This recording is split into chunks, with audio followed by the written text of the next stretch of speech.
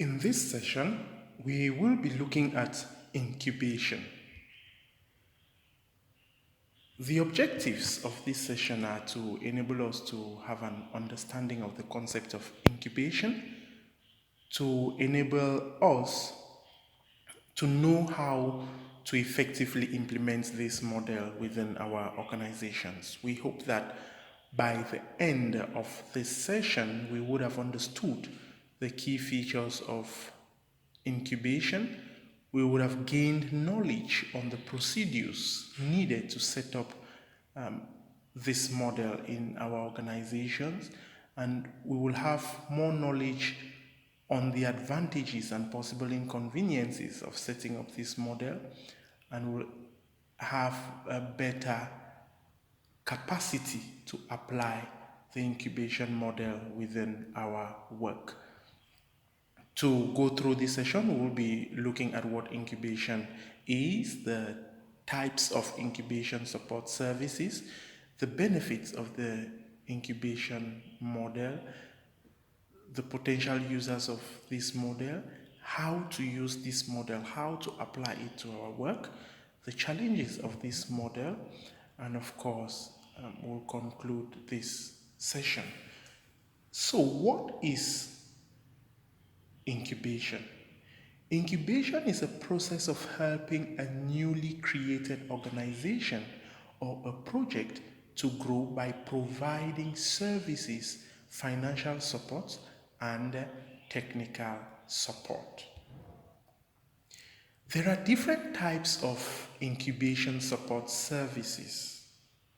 So incubators, so the parent organization can support startup organization, the incubated organization, by providing either advisory services or physical space like office space, or direct financial support in the form of cash, money, or technical support like office equipment, or provide training to the staff of the startup organization, or in the form of networking, where you connect the startup organization with alliances and other organizations from whom they can benefit other skills, other services to scale up their work. Benefits of the incubation model can be either for the incubated organization, so the startup organization, or the incubator, the parent civil society organization. For the incubated organization, they can benefit by building or developing strong systems and processes from the very onset of their startup, because with the support of the parent organization, they can be able to put in place the right systems, the right mechanisms in place that will ensure and guarantee a smooth flow of operations when they start functioning or when they grow up or get bigger. The incubator can also have benefits in the form of financial returns, because they can charge a fee for the services that they are providing, and the charges can be in the form of a percentage share on equity or organizational profits or returns.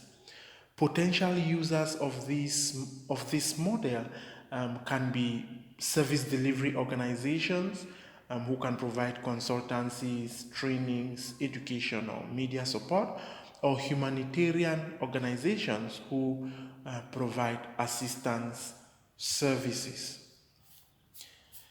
In order to use this model, there are three key things to take into account. First of all, understand your unique situation as an organization. So what makes you stand out? Why are you special?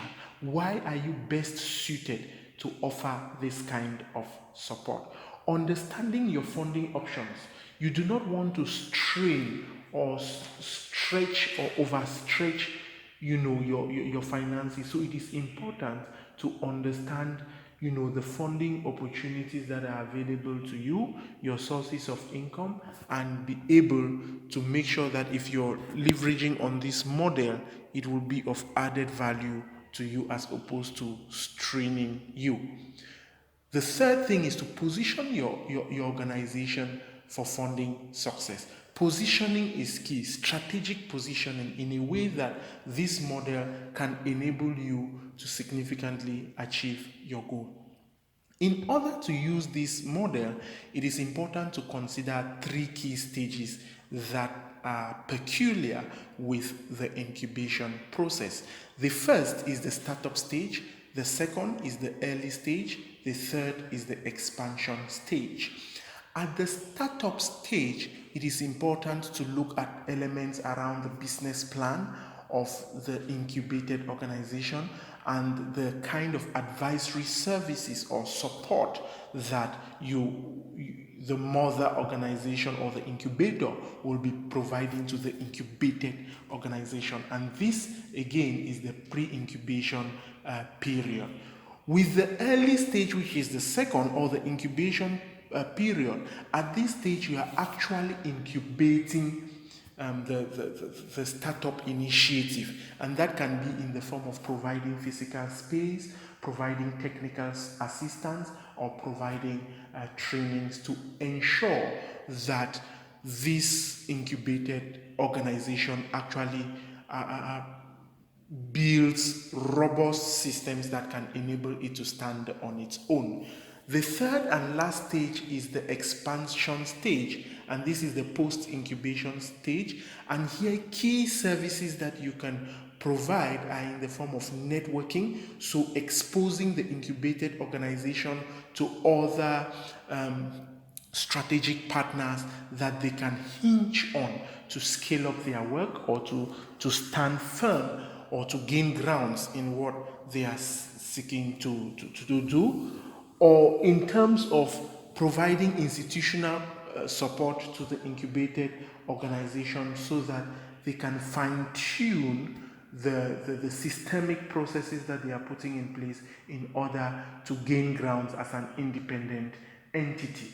After this stage, you can now look at what benefits you can get from the work that you as an incubator have been doing right from the startup stage, the early stage, and the expansion stage. And here we are talking at how to get into the equity share, the profit sharing, and the return on investment. It is important to note that applying the incubation model will actually take time before you get returns on investment. So if you want to apply this model, it is important to have a significant long-term plan, so 2 years, 3 years, or 5 years, depending on the initiative, that before you start expecting return on investments. If you are in a rush to expect a return on investment, a quick windfall in terms of profit sharing or profit gains, you may run into a situation where you can be discouraged and may not see the fruits of your labor. A key challenge in adopting this incubation model, which we should be mindful of, is that it comes with a lot of pressure on the organizations, which often lead to much more attention on the return on investment rather than its social mission. So again, it comes with the previous point of attention, that know that the incubation model really takes a lot of time depending on the kind of initiative you're piloting. So it's important to give significant amount of time, and your scoping study will enable you to determine how much time you should anticipate before you get returns on investment. Otherwise, one challenge that you can potentially be exposed to is the pressure of benefiting or seeing significant returns of investment at an early stage, and this can create significant pressure on both the incubator and the incubated organization. So it is important for our respective humanitarian organizations, service delivery organizations to know that this is an opportunity that they can fall on as an alternative means of raising funds for their organization. And through incubation, civil society organizations can take advantage of their existing resources, experiences, and networks to support a new organization and get some financial benefits from the support process. Remember to take the quiz, the little assessment after this session to let us know how well you've understood this session, but most importantly, to be able to assess yourself and appreciate how much you've taken from this session. Thank you very much.